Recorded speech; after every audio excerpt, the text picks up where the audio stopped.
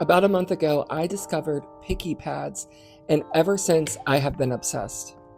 I believe picky pads were first created for people who had body-focused repetitive behaviors like skin picking or hair pulling, but it didn't take long for people like me who are neurodivergent to figure out that picking through its sort of repetitive patterns was very soothing to us. This would be people with ADHD, autism, OCD, and other various disorders. So today I'm going to show you exactly how I make a picky pad. I will link everything in the description below, but first we're going to start off with a silicone. This is solution A, and in the black bottle is solution B. You use exactly 1 for 1.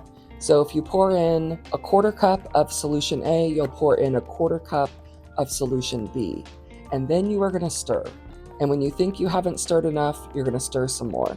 This is the most important part, is that solution A and solution B get mixed together very, very well. This I did not do the first time I was making a picky pad, and boy, did I regret it.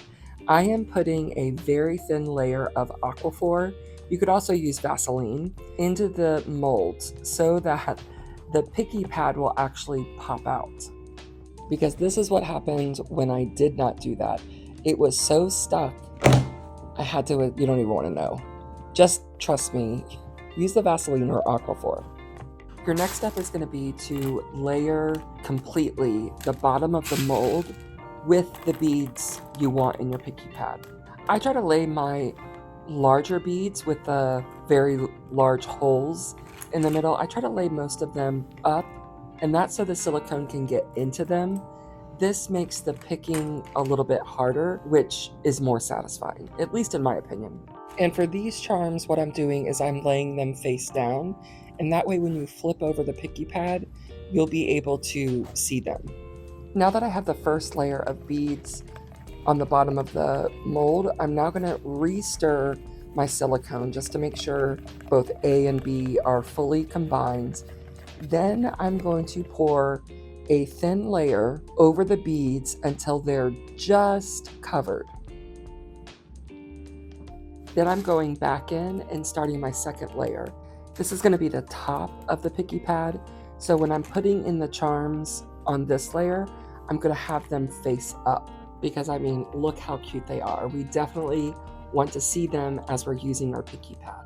Then I'm finishing with the smallest beads to kind of get into every crack that I can. This is actually for a customer, so I want it to be as full of beads as absolutely possible. Then it's time to re-stir my silicone, and then we're going to put the very final layer on top of the beads that I just laid down.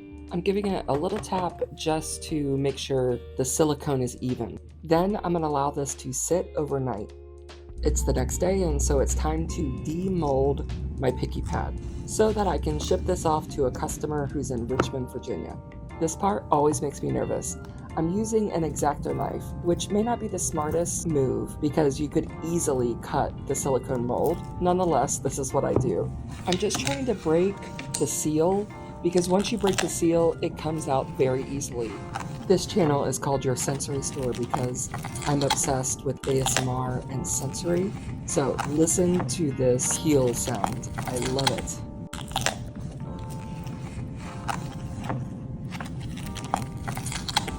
And she's done. This picky pad is about 3 inches and it fits really nicely in your hand.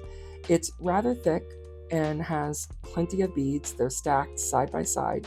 You can use your fingers, you can use a tool like tweezers, or if you're like me, an X-Acto knife. I love my X-Acto knife. I will also send to this customer a stretchy bead strand, and this is so that the beads can be strung once they're picked, so that the beads don't go to waste. If you're interested in seeing my other picky pads, you can head on over to my Etsy store. The link is below. I hope to see you next time.